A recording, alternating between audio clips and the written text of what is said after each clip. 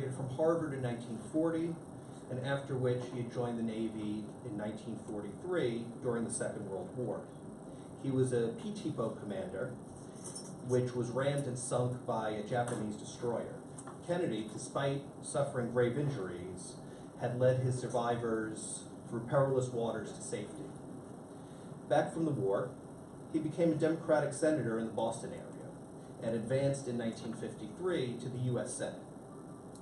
He had married Jacqueline Bouvier on the 12th of September of 1953.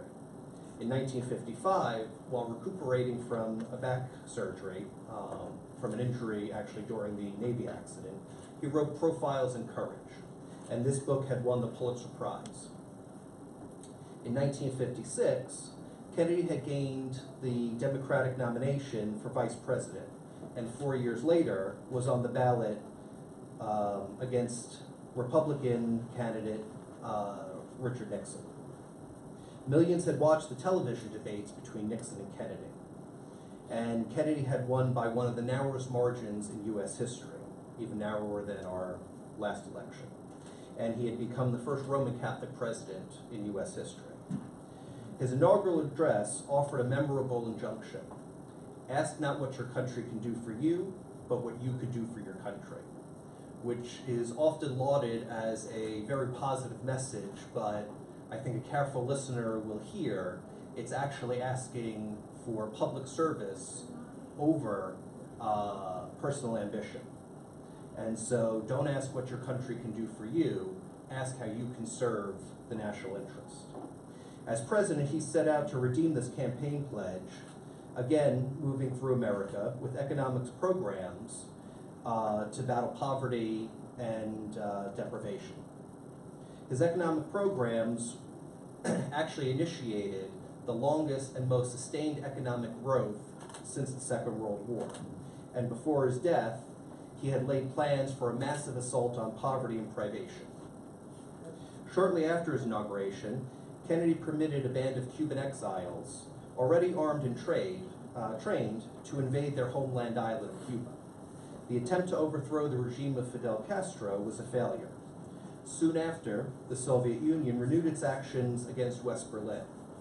Kennedy replied by reinforcing Berlin, the Berlin garrison, and increasing the nation's military strength, including new efforts in outer space. Confronted by this reaction, Moscow, after the erection of the Berlin Wall, relaxed its pressures in Central Europe.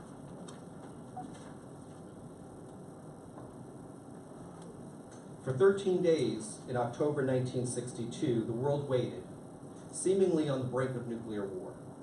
In October 62, a U-2 spy plane secretly photographed nuclear missile sites being built by the Soviet Union on the island of Cuba. After many long and difficult meetings, Kennedy decided on a naval blockade, or a ring of ships around Cuba. His aim of this quarantine, as he called it, was to prevent the Soviets from bringing in more military supplies. He demanded the removal of the missiles already there and the destruction of these sites. On October 22nd, President Kennedy spoke to the nation in a televised address about the issue. No one was sure how Soviet leader Nikita Khrushchev would respond to the naval blockade and U.S. demands for the removal of the missile sites.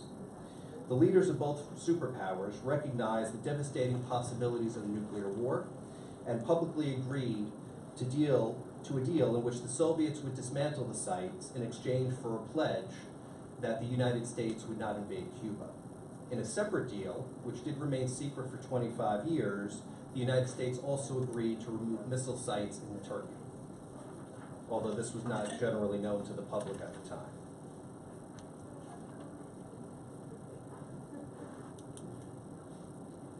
Struck down by an assassin's bullet on February 22nd, 1963, John Fitzgerald Kennedy ended his 35th term as President of the United States. The White House Historical Association noted, Mr. Kennedy instructed Chief Usher J.B. West to follow the protocol, Mrs. Kennedy, to follow the protocol and details of Lincoln's 1865 state funeral for her husband. Kennedy's remains were taken to the center of the East Room and set up under the same camouflage used at Lincoln's funeral. Afterwards, the fallen president was taken to the Capitol Rotunda, and 250,000 mourners had filed past to pay their respects. On the 25th of November, what we see here is President Kennedy's horse-drawn funeral caisson, similar to that used by for the assassinated President Lincoln, had carried the fallen leader. The funeral procession traveled down Pennsylvania Avenue to the religious service at St. Matthew's Cathedral. Is it possible to play the link? It's hyperlinked. I just don't know how to do it from. I don't know how to play the link from. So that this language is hyperlinked. So it should play video. Yeah, just go there. Ah, okay.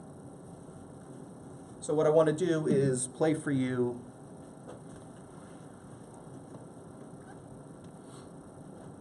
From here, right? Yep.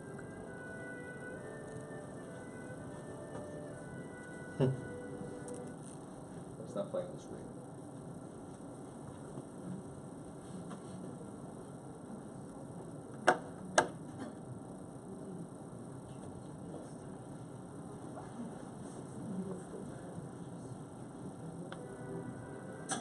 At last in Washington.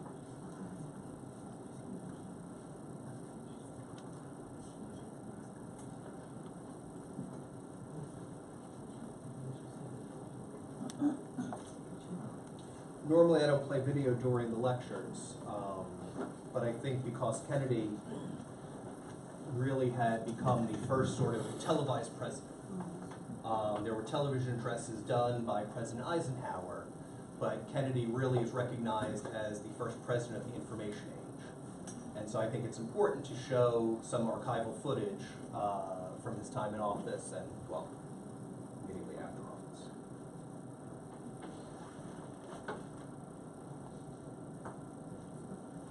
There we go. A nobler drama takes command. Led by the slim, dark figure of Jacqueline Kennedy, there now begin those measured steps by which the nation bears its fallen presidents into history.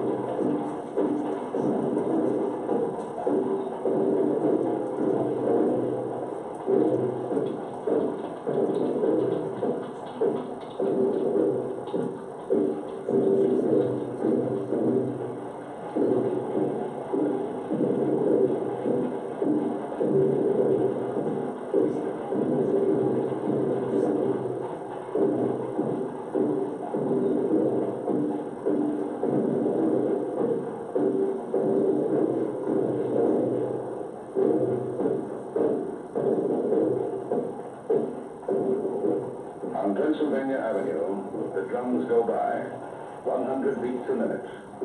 Behind them, the caisson goes to the Capitol, where John Kennedy received power 3 years ago.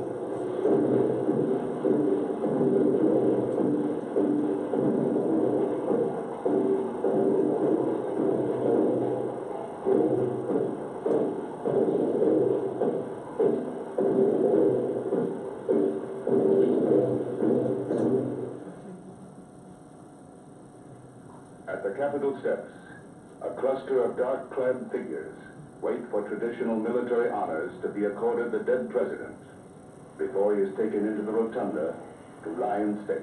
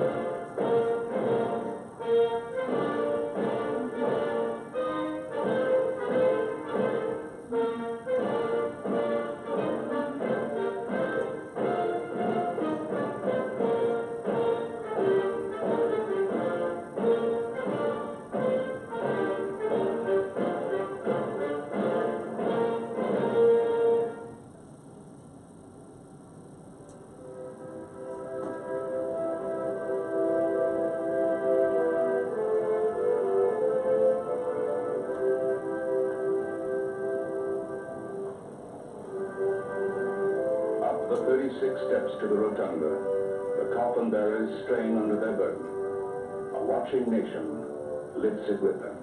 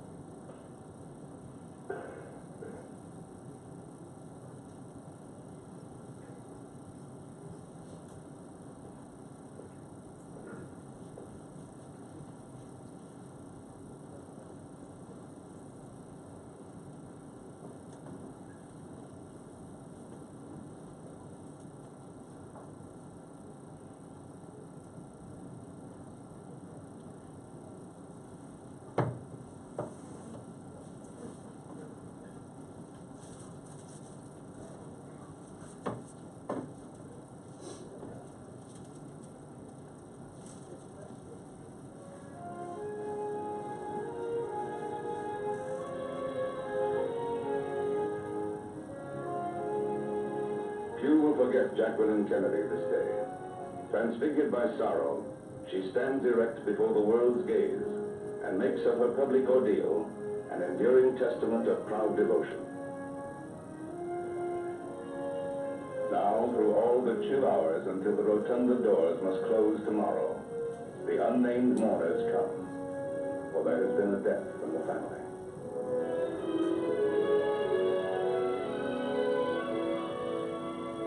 For 21 hours, there is a ceaseless whisper of feet across the rotunda's stone floor as 250,000 persons answer an unspoken mandate. From near and far away, they come by foot or car or chartered bus or plane. A family from Michigan, students from Connecticut, a naval lieutenant from Kentucky, until the line outside stretches 8 abreast for 40 blocks. To each, it seems the indispensable personal gesture.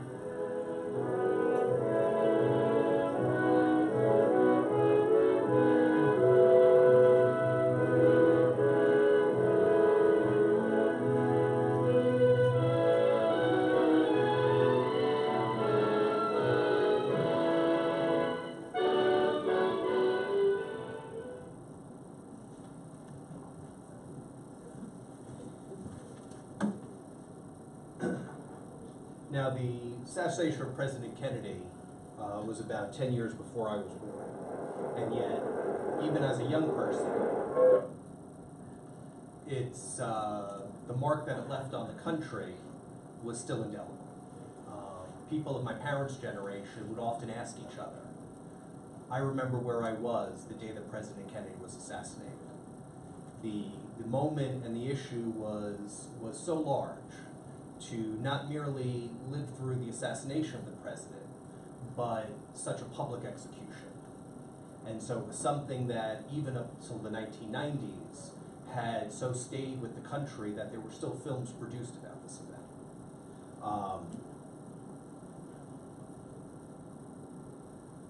President Kennedy is buried at Arlington National Cemetery, the site of the Eternal Flame.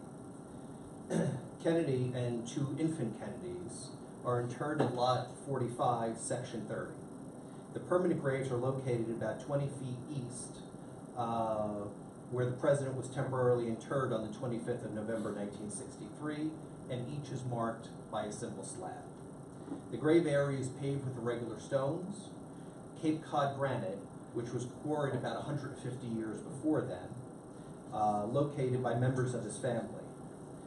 Fescue and clover are planted in between the stones to give the appearance of the stones lying where they naturally would have been in Massachusetts. The eternal flame, lit by Mrs. Kennedy on the day of the funeral, now burns at the center of a 5-foot circular flat granite stone at the head of the president's grave. The burner was specially created so that there's a constant spark that should the flame go out because of weather, because of an accident, it's relit immediately. Now, the reason why I take so much time to discuss the president's death, the funeral, and his effect is also to discuss mythologies that are created around presidents. And so it's important as historians that we try to separate myth from man, and yet also understand that myth plays a certain role. Calling former Jacqueline Kennedy an iron-willed and ferocious guardian of her husband's legacy, Joyce Hoffman had collaborated with Mrs. Kennedy and journalist Theodore White and gave birth to this myth of Camelot. And this was done in the weeks following the president's assassination. And they understood what the assassination had meant to the nation and that the story that would be told afterwards. Mrs. Hoffman discussed in her recent book about Theodore White and journalism as an illusion that White had become a confidant of the president during his 1960 campaign, and she implored him to rescue Jack Kennedy from quote-unquote the bitter old men who write history, what I'll be one day. And Mrs. Kennedy struggled to find what she considered an appropriate classical metaphor for her husband's legacy. Teddy White slowly abandoned his journalistic integrity and became a willing collaborator in the creation of this heroic national myth. This was according to Mrs. Hoffman. It echoes of a favorite Broadway musical of the time, and with the help of Mrs. White, Jacqueline Kennedy had found her heroic metaphor and had cast the spell of Camelot over the American people.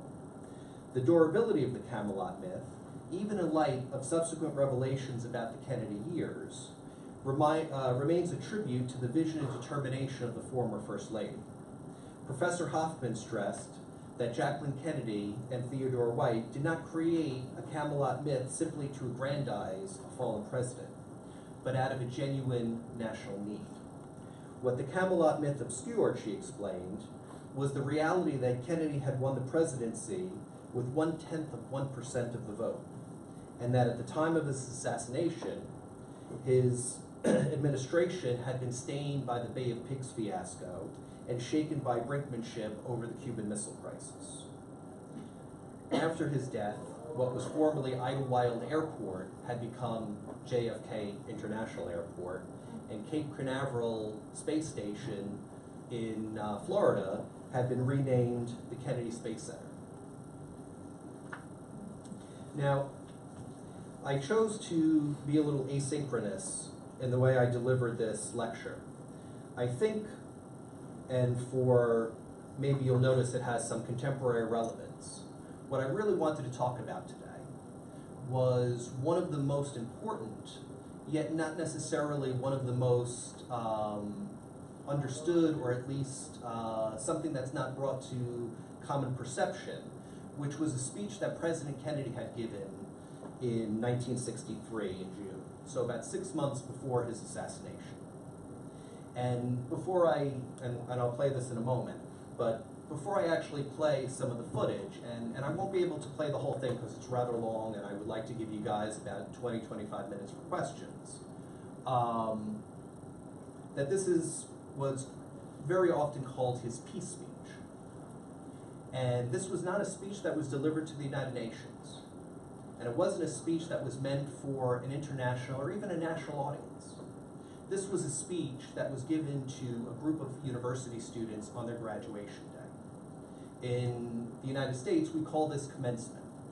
And so at the commencement ceremony, it's very common that somebody who is a famous graduate of the university, someone who is a famous person in the area, come and give a famous speech.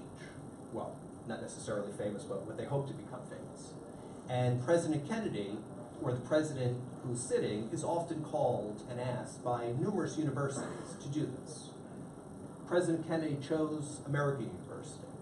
And this was a speech that only a few of his intimates knew the details about. And so this was a surprise, not merely for the audience himself, but much of his cabinet and much of the people who worked closest with the president. So in the language of his inaugural address, and I'm going to point one thing out, President Kennedy said, "For in our final analysis, our most basic common link is that we all inhabit this small planet. We all breathe the same air. We all cherish our children's futures, and all of us are mortal." Hello? Yeah. So I want to play a good section of it, or at least the first 20, 25 minutes of it. And I'll give you my contact information at the very end, because I think that the details of it are significant enough, and as I said, may have some contemporary relevance that it's quite valuable to see. Where do you have the So it should be hyperlinked to that. to the PowerPoint? Yeah. So not that one. This? Yep. Nope. That was the one. Okay. So second to last. Next one. Next one. Sorry. Yep, right there.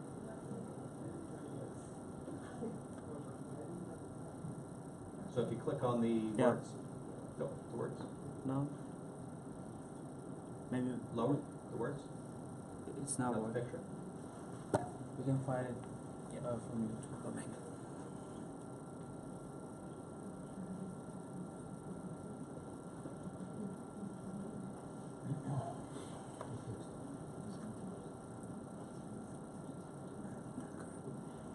Sorry.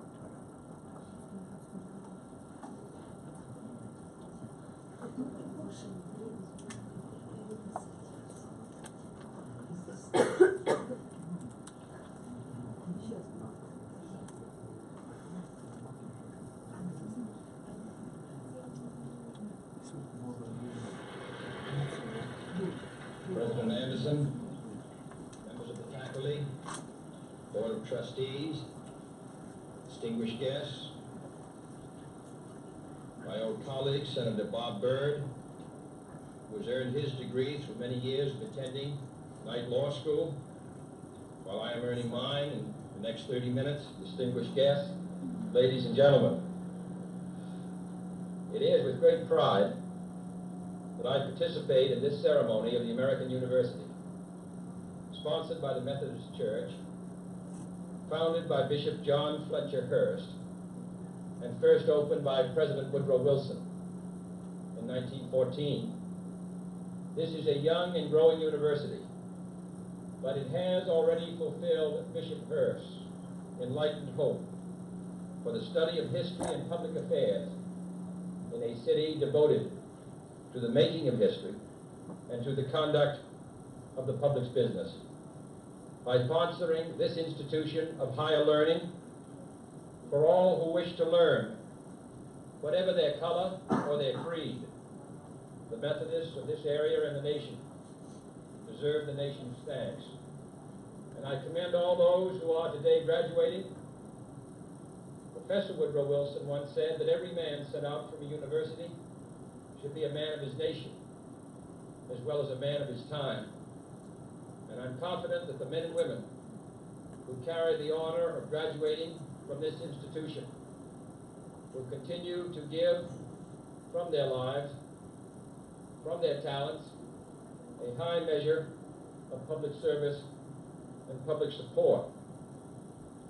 There are few earthly things more beautiful than a university, wrote John Masefield in his tribute to English universities, and his words are equally true today. He did not refer to towers or to campuses. He admired the splendid beauty of a university because it was, he said, a place where those who hate ignorance may strive to know, where those who perceive truth may strive to make others see. I have therefore chosen this time and place to discuss a topic on which ignorance too often abounds, and the truth too rarely perceived. and that is the most important topic on earth, peace. What kind of a peace do I mean, and what kind of a peace do we seek? Not a Pax Americana, enforced on the world by American weapons of war. Not the peace of the grave or the security of the slave. I am talking about genuine peace, the kind of peace that makes life on earth worth living, the kind that enables men and nations to grow and to hope and build a better life for their children. Not merely peace for Americans, but peace for all men and women. Not merely peace in our time, but peace in all time. I speak of peace because of the new face of war. Total war makes no sense in an age where great powers can maintain large and relatively invulnerable nuclear forces and refuse to surrender without resort to those forces. It makes no sense in an age where a single nuclear weapon contains almost 10 times the explosive force delivered by all the Allied air forces in the Second World War.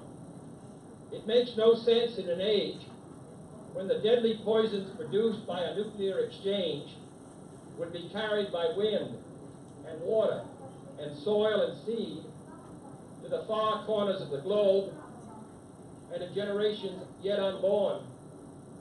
Today, the expenditure of billions of dollars every year on weapons acquired for the purpose of making sure we never need them is essential to the keeping of peace. But surely the acquisition of such idle stockpiles, which can only destroy and never create, is not the only, much less the most efficient, means of assuring peace. I speak of peace, therefore, as the necessary, rational end of rational men. I realize the pursuit of peace is not as dramatic as the pursuit of war, and frequently the words of the pursuers fall on deaf ears, but we have no more urgent task. Some say that it is useless to speak of peace, or world law, or world disarmament, and that it will be useless until the leaders of the Soviet Union adopt a more enlightened attitude. I hope they do.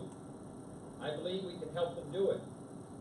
But I also believe that we must re-examine our own attitudes as individuals and as a nation. For our attitude is as essential as theirs. And every graduate of this school, every thoughtful citizen who despairs of war and wishes to bring peace should begin by looking inward, by examining his own attitude towards the possibilities of peace, towards the Soviet Union, towards the course of the Cold War, and towards freedom and peace here at home. First, examine our attitude towards peace itself. Too many of us think it is impossible. Too many think it is unreal. But that is a dangerous, defeatist belief. It leads to the conclusion that war is inevitable, that mankind is doomed, that we are gripped by forces we cannot control. We need not accept that view. Our problems are man-made, therefore they can be solved by man, and man can be as big as he wants. No problem of human destiny is beyond human beings. Man's reason and spirit have often solved the seemingly unsolvable, and we believe they can do it again. I am not referring to the absolute, infinite concept of universal peace and goodwill, of which some fantasies and fanatics dream. I do not deny the value of hopes and dreams, but we merely invite discouragement and incredulity by making that our only and immediate goal. Let us focus instead on a more practical, more attainable peace, based not on a sudden revolution in human nature, but on a gradual evolution in human institutions, on a series of concrete actions and effective agreements which are in the interests of all concerned.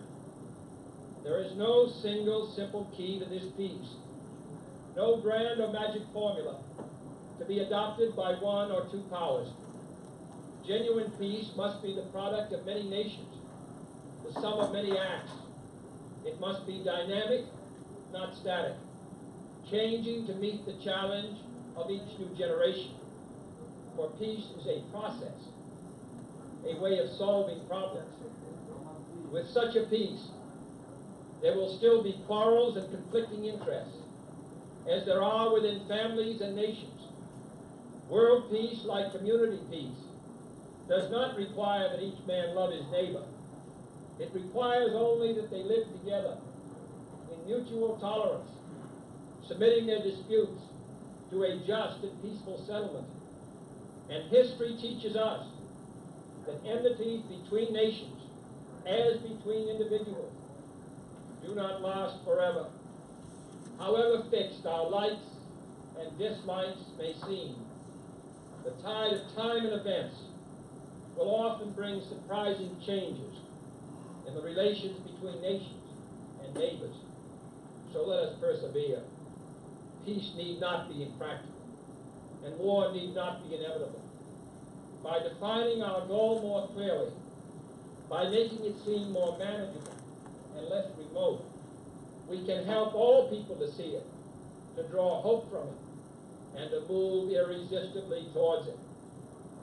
And second, let us re-examine our attitude towards the Soviet Union. It is discouraging to think that their leaders may actually believe what their propagandists write. It is discouraging to read a recent authoritative Soviet text on military strategy and find on page after page wholly baseless and incredible claims, such as the allegation that American imperialist circles are preparing to unleash different types of war, that there is a very real threat of a preventative war being unleashed by American imperialists against the Soviet Union, and that the political aims, and I quote, of the American imperialists are to enslave economically and politically the European and other capitalist countries and to achieve world domination by means of aggressive war, unquote. Truly, as it was written long ago, the wicked flee when no man pursueth. Yet it is sad to read these Soviet statements, to realize the extent of the gulf between us. But it is also a warning to the American people not to fall into the same trap as the Soviets, not to see only a distorted and desperate view of the other side, not to see conflict as inevitable, accommodation as impossible, and communication as nothing more than an exchange of threats.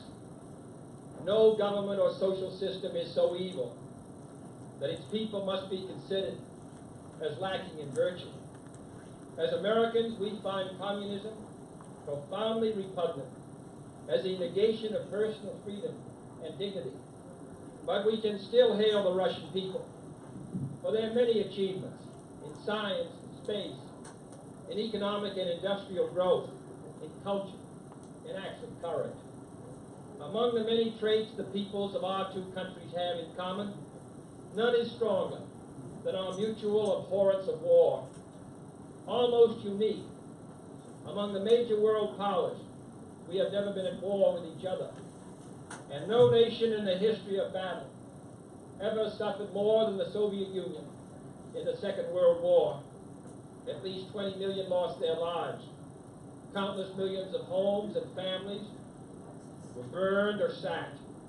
A third of the nation's territory, including 2/3 of its industrial base, was turned into a wasteland, a loss equivalent to the destruction of this country east of Chicago. Today, should total war ever break out again, no matter how, our two countries will be the primary target. It is an ironic but accurate fact that the two strongest powers are the two in the most danger of devastation. All we have built, all we have worked for, would be destroyed in the first 24 hours. And even in the Cold War, which brings burdens and dangers to so many countries, including this nation's closest allies, our two countries bear the heaviest burdens. For we are both devoting massive sums of money to weapons that could be better devoted to combat ignorance, poverty, and disease. We are both caught up in a vicious and dangerous cycle, with suspicion on one side breeding suspicion on the other, and new weapons begetting counter-weapons. In short, both the United States and its allies, and the Soviet Union and its allies, have a mutually deep interest in a just and genuine peace and in holding the arms race. Agreements to this end are in the interests of the Soviet Union as well as ours, and even the most hostile nations can be relied upon to accept and keep those treaty obligations, and only those treaty obligations, which are in their own interest. So let us not be blind to our differences, but let us also direct attention to our common interests and the means by which those differences can be resolved. And if we cannot end now our differences, at least we can help make the world safe for diversity. For in the final analysis, our most basic common link is that we all inhabit this small planet. We all breathe the same air. We all cherish our children's futures. And we are all mortal. Third, let us re-examine our attitude towards the Cold War, remembering we're not engaged in a debate, seeking to pile up debating points. We are not here distributing blame or pointing the finger of judgment. We must deal with the world as it is, and not as it might have been, as the history of the last 18 years has been different. We must therefore persevere in the search for peace, in the hope that constructive changes within the communist bloc might bring within reach solutions which now seem beyond us. We must conduct our affairs in such a way that it becomes in the communist interest to agree on a genuine peace, and above all, while defending our own vital interests. Nuclear powers must avert those confrontations which bring an adversary to a choice of either a humiliating retreat or a nuclear war. To adopt that kind of course in the nuclear age would be evidence only of the bankruptcy of our policy or of a collective death wish for the world. To secure these ends, America's weapons are non-provocative, carefully controlled, designed to deter, and capable of selective use. Our military forces are committed to peace and disciplined in self-restraint. Our diplomats are instructed to avoid unnecessary irritants and purely rhetorical hostility. For we can seek a relaxation of tensions without relaxing our guard. And for our part, we do not need to use threats to prove we are resolute. We do not need to jam foreign broadcasts out of fear our faith will be eroded. We are unwilling to impose our system on any unwilling people, but we are willing and able to engage in peaceful competition with any people on earth. Meanwhile, we seek to strengthen the United Nations, to help solve its financial problems, to make it a more effective instrument for peace, to develop it into a genuine world security system, a system capable of resolving disputes on the basis of law, of ensuring the security of the large and the small, and of creating conditions under which arms can finally be abolished. At the same time, we seek to keep peace inside the non-communist world, where many nations, all of them our friends, are divided over issues which weaken Western unity, which invite communist intervention, or which threaten to erupt into war. Our efforts in West New Guinea, in the Congo, in the Middle East, and the Indian subcontinent have been persistent and patient, despite criticism from both sides. We have also tried to set an example for others. by seeking to adjust small but significant differences with our own closest neighbors in Mexico and Canada. Speaking of other nations, I wish to make one point clear. We are bound to many nations by alliances. These alliances exist because our concern and theirs substantially overlap. Our commitment to defend Western Europe and West Berlin, for example, stands undiminished because of the identity of our vital interests. The United States will make no deal with the Soviet Union at the expense of other nations and other peoples, not merely because they are our partners, but also because their interests and ours converge. Our interests converge, however, not only in defending the frontiers of freedom, but in pursuing the paths of peace. It is our hope and the purpose of Allied policy to convince the Soviet Union that she too should let each nation choose its own future, so long as that choice does not interfere with the choices of others. The communist drive to impose their political and economic system on others is the primary cause of world tension today, for there can be no doubt that if all nations could refrain from interfering in the self-determination of others, the peace would be much more assured. This will require a new effort to achieve world law, a new context for world discussions. It will require increased understanding between the Soviets and ourselves. An increased understanding will require increased contact and communication. One step in this direction is the proposed arrangement for a direct line between Moscow and Washington to avoid on each side the dangerous delays, misunderstandings, and misreadings of others' actions which might occur at a time of crisis.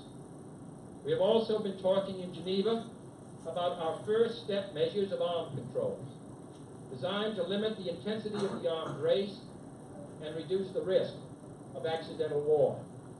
Our primary long-range interest in Geneva, however, is general and complete disarmament, designed to take place by stages, permitting parallel political developments to build the new institutions of peace which would take the place of arms.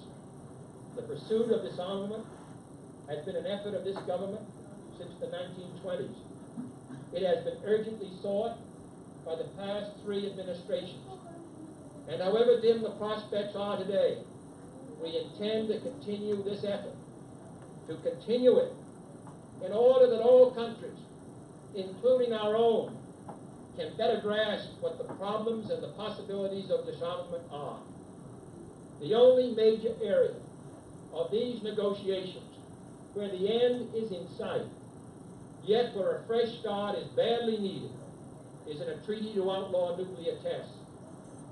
The conclusion of such a treaty, so near and yet so far, would check the spiraling arms race in one of its most dangerous areas. It would place the nuclear powers in a position to deal more effectively with one of the greatest hazards which man faces in 1963, the further spread of nuclear arms. It would increase our security. It would decrease the prospects of war.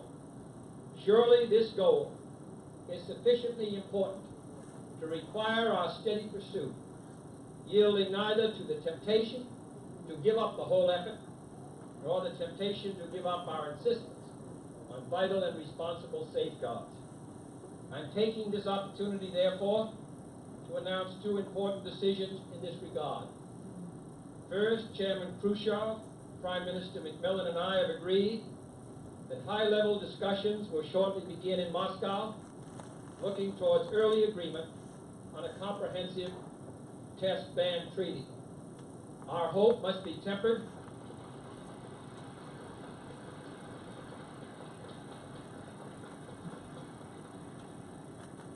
Our hopes must be tempered with the caution of history, but with our hopes go the hopes of all mankind.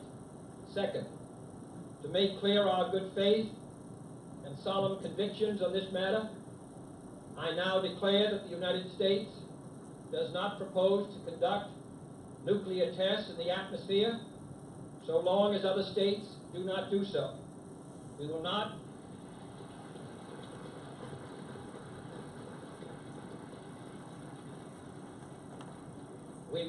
be the first to resume. Such a declaration is no substitute for a formal binding treaty, but I hope it will help us achieve one. Nor would such a treaty be a substitute for disarmament, but I hope it will help us achieve it. Finally, my fellow Americans, let us examine our attitude towards peace and freedom here at home. The quality and spirit of our own society must justify and support our efforts abroad. We must show it in the dedication of our own lives. As many of you who are graduating today will have an opportunity to do by serving without pay in the Peace Corps abroad or in the proposed National Service Corps here at home. But wherever we are, we must all, in our daily lives, live up to the age-old faith that peace and freedom walk together. In too many of our cities today, the peace is not secure because freedom is incomplete.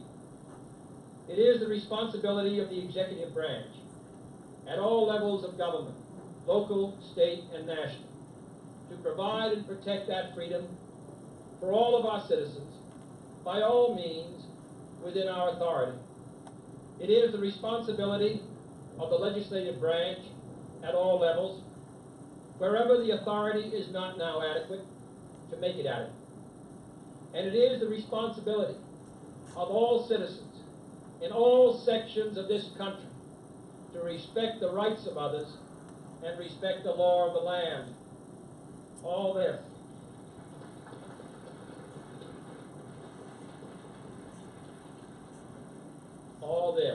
is not unrelated to world peace. When a man's way please the Lord, the scriptures tell us, he maketh even his enemies to be at peace with him. And is not peace, in the last analysis, basically a matter of human rights? The right to live out our lives without fear of devastation, the right to breathe air as nature provided it, the right of future generations to a healthy existence. While we proceed to safeguard our national interests, let us also safeguard human interests. And the elimination of war and arms is clearly in the interest of both. No treaty, however much it may be to the advantage of all, however tightly it may be worded, can provide absolute security against the risks of deception and evasion. But it can, if it is sufficiently effective in its enforcement, and it is sufficiently in the interest of its signers, offer far more security and far fewer risks than an unabated, uncontrolled, unpredictable arms race.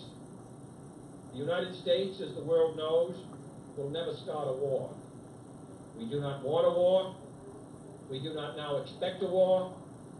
This generation of Americans has already had enough, more than enough, of war and hate and oppression.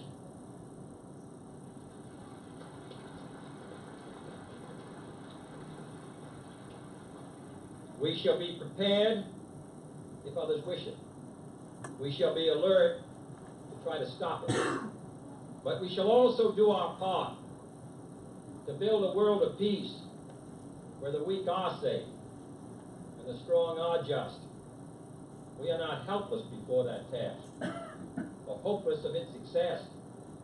Confident and unafraid, we must labor on, not towards a strategy of annihilation, but towards a strategy of peace.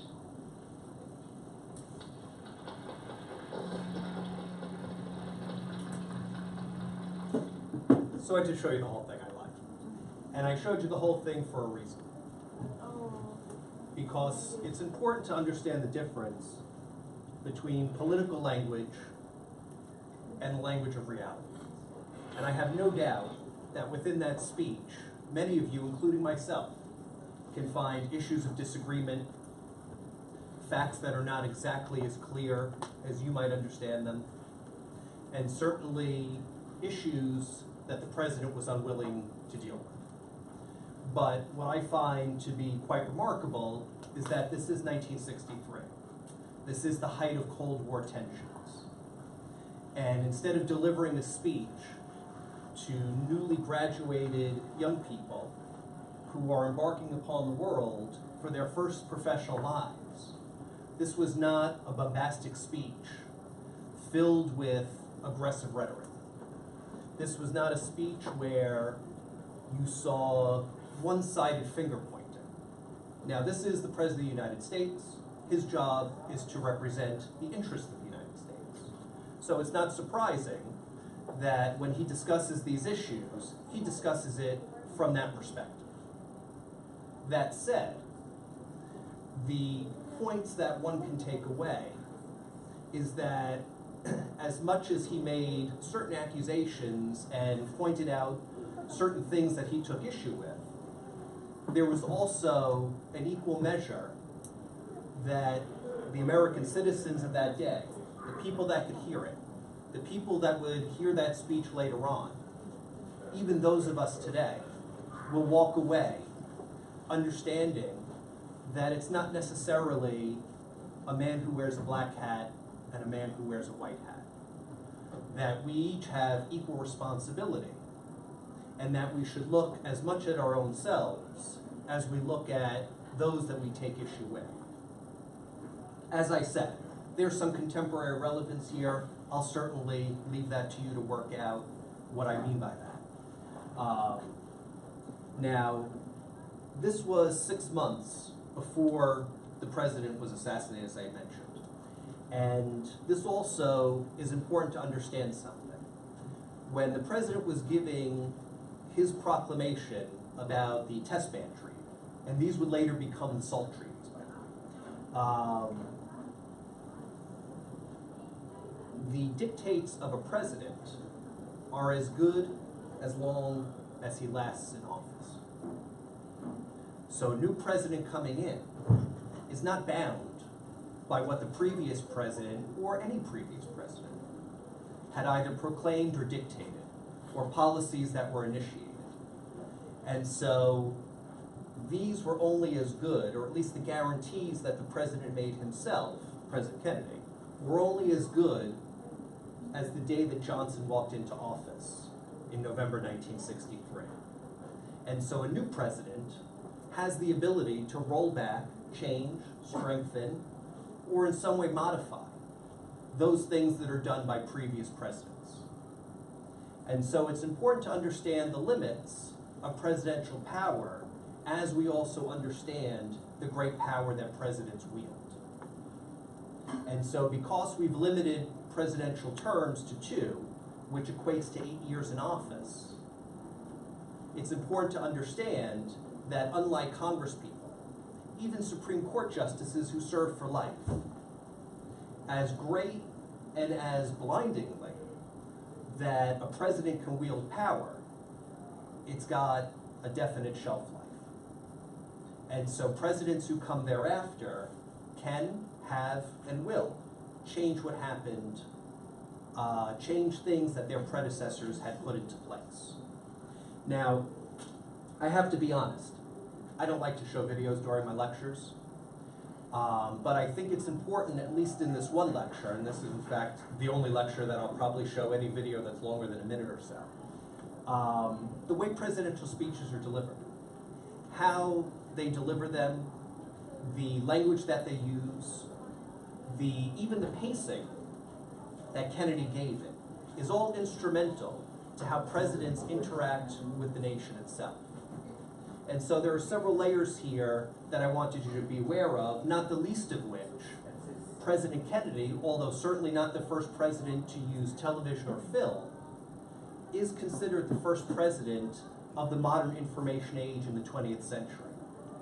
And so thereafter, presidents, Johnson, Nixon, and so on, will make great use of this medium in order to deliver messages not merely to the American public, but to the world at large.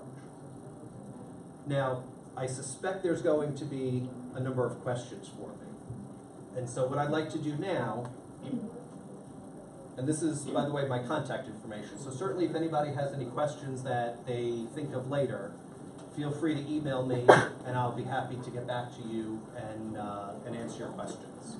But if anybody has any questions for me now about anything that you saw, President Kennedy, or some other issue, I'll certainly do my best to answer it for you. Not everybody wants. I have a question.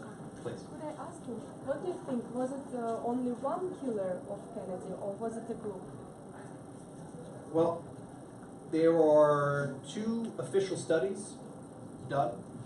So I think most people who are at least a little bit familiar with the events of the Kennedy assassination have heard of the Warren Commission report.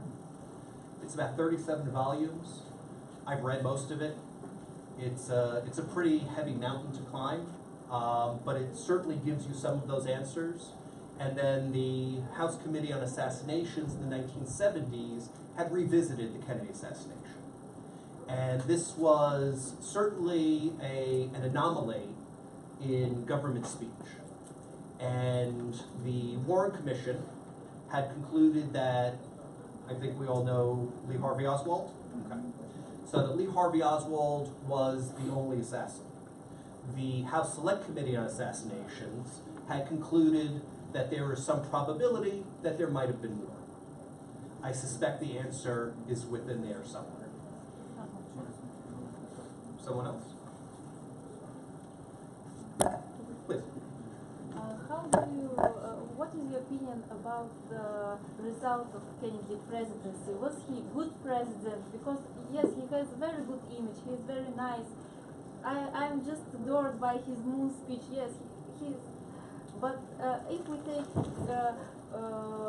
like what he did, of course, the thing about that the black people could go to university along with the white people, it's a big achievement, right? But as for other aspects of his not short presidency, what is your opinion? His presidency was obviously extremely short. So less than 1,000 days. I try to stay away, at least as a historian, from words such as good or bad, certainly good or evil. I think they're quite subjective, and they sort of put a lot of ambiguous language, or at least ambiguous thoughts and feelings, into something that could be spoken about a little bit more precisely. Mr. Kennedy was a man. President, not president, he was a human being. And certainly made many, many mistakes. Discussions about his personal life, his personal relations within his family. There are certainly some questionable things that have been brought up since his death. But even within his lifetime as president, his handling of the Cuban Missile Crisis, his handling of the Bay of Pigs invasion, his handling even what you mentioned, actually, you talk about the integration of schools, I think you mentioned. Yes, right. That was really Eisenhower. Ah. Kennedy picked up those policies. He continued them to some extent, but within the body of the historical record, there is some question as to his real commitment towards civil rights. Arguably, Johnson had a bigger commitment, even a bigger commitment to the poor. So I'll discuss Johnson in a later lecture, and my plan is actually to follow Johnson on the heels of Kennedy because the two of them are really so linked together it's hard to discuss one without the other. But Johnson, and I'll just give you a little bit of a taste, Johnson had started something called the Great Society. And this was Johnson's war on poverty. And so one can make an argument that Johnson's commitment towards the poor was much greater than Kennedy's. So I think, like most, Kennedy has a mixed record. And at the risk of sounding somewhat blasphemous, arguably, the assassination created the legend around Kennedy. Much the way that other historical figures who die early become greater than life. John Kennedy will never be older than, say, 38. That's it. His record stops there. And so in many ways, it's easy to look at him and because of the brutality of his death, to naturally aggrandize him, to make him larger than he really was. And that's sort of why I mentioned this myth between Camelot and the real man. And so perhaps the nation in 1963, 1964 needed to have this mythology created. But as historians, as people who are now many, many generations removed from this, we really have the luxury of looking at him as much of a man as sort of these motifs that were created around him. Someone else? Please. As an addition to the previous question, I would like to hear from your point of view, what his biggest achievement during his lifetime, not just as a president, but as a person. Well, I think his biggest achievement, and he actually touches on this as part of his speech, is not just the willingness, but really taking an active role in having a real relationship, a real discussion with the leaders of the Soviet Union at this time, in the form of Khrushchev, of course. And that relationship that he created, those lines of communication that he helped build, he didn't do it himself, obviously. Without the willingness and the support of his Soviet counterparts, it would not have happened. And so this is as much an achievement of the Soviets of this time. But certainly if we just talk about Kennedy, his willingness and drive to put this in place is one of the major marks of his administration and a legacy that lasted till the end of the Cold War, which I think was quite remarkable. And also in many ways, the Cuban Missile Crisis. So I think there are actually two things. That's why I mentioned the Cuban Missile Crisis. And I don't mention his ability to overcome or somehow gain an upper hand or even to come to some agreement with the Soviets. What's often the unspoken history, or at least the sort of untold history of the Cuban Missile Crisis, is that President Kennedy had much more acrimony with his advisors and his generals than he did necessarily with his Soviet counterparts. And so there were people within his inner circle, the Security Council, his cabinet, who were willing to push the button, metaphorically speaking. And so I think his ability to push back, to have enough internal strength to do what he thought was best in the face of this opposition really speaks to the character of the man. Yes? Excuse me, I have two questions. The second question goes after, depending on the first answer. Okay. So, have you been to the place of the assassination? No. So, imagine you are there. What are you going to consider being there? I'm not sure I understand. What do I kind think of about the place? thoughts are you going to entertain being there? I think as a historian it would be interesting to go. I mean, I think when we see the film, the Zapruder film or pictures or whatnot of Dealey Plaza, I think we get the feeling that the area is some sort of large monumental place. It's actually quite small. And so there's, in itself, not much to see. But I believe in the last 10 or 15 years, there's something called the 6th Floor Museum that was put together. So now there's actually a museum devoted to the assassination that people can go and see. So certainly from a historian's point of view and well within my wheelhouse of interest, I would be interested to go. I've just only flown through Dallas. So I've never actually visited the city myself yet. Yes? Good evening. Could you please tell us your personal opinion why John Kennedy was assassinated? Maybe it was a political plot or something else? Well, I think the easiest answer is someone was unhappy enough to do it. You know, I certainly don't presume to understand the inner workings of anyone's mind. And so it'd be difficult for me to tell anybody that I think it was, you know, A, B, or C. You know, that would just be too much conjecture than I would feel really comfortable in saying. I can tell you, certainly from my point of view, I don't know. But certainly, whether according to the Warren Commission report, it was Mr. Oswald, or according to the House Select Committee on Assassinations, it was Mr. Oswald and Confederates or some other group of people, it would be very hard for me to tell you. So even within the government, there's really not any consensus on who did it, much less why these things would have happened. Someone else? Yes. His wife play a role in politics. I'm sorry? His wife play a role in politics. Well, you bring up a great question. So the question was, did Mrs. Kennedy play a role in politics? And while a first lady has no political power per se, they do play a political role. And so Jacqueline Bouvier came from what's called an old money family.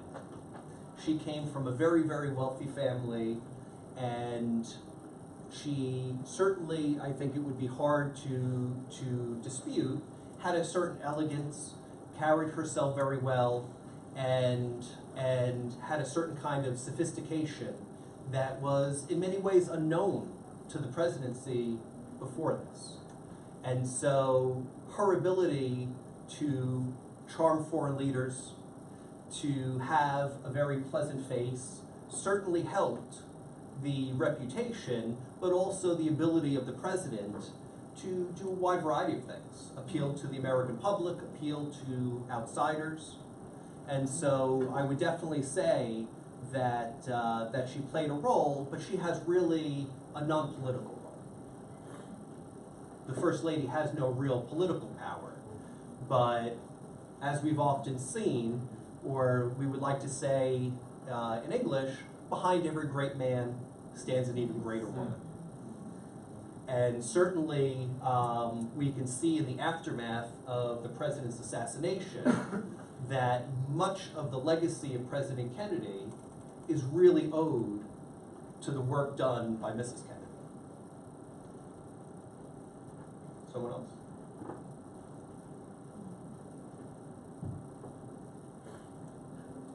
Last chance. Yes? What are your thoughts on JFK Lincoln assassination coincidence? I'm sorry, one more time, his assassination? Coincidence. Lincoln and JFK.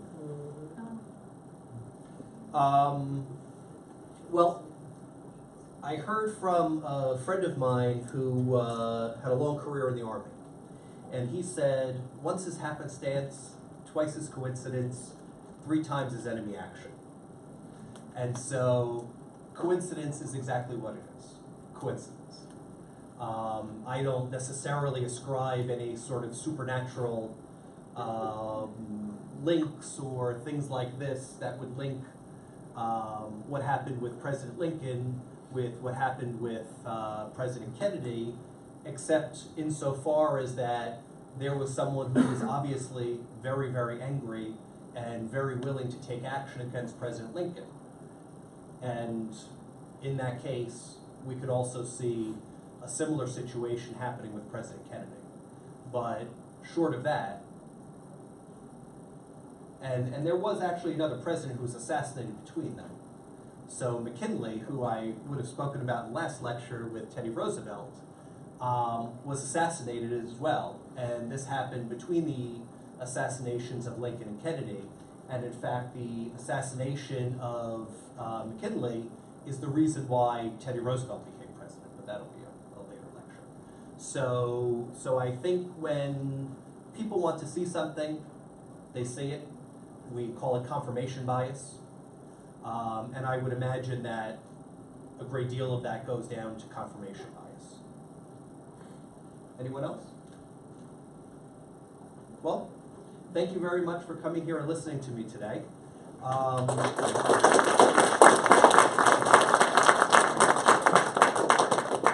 I said, if anyone has any additional questions, something you think of later, certainly feel free to send me an email. I'll be happy to get back to you in about 24 hours or so and do my best to answer your questions.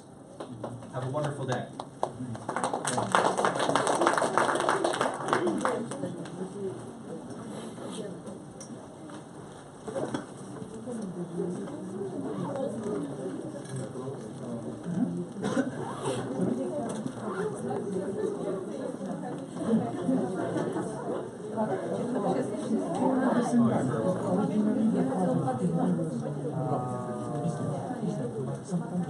Жанара, привет.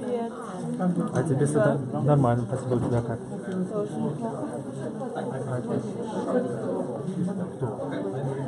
Защита.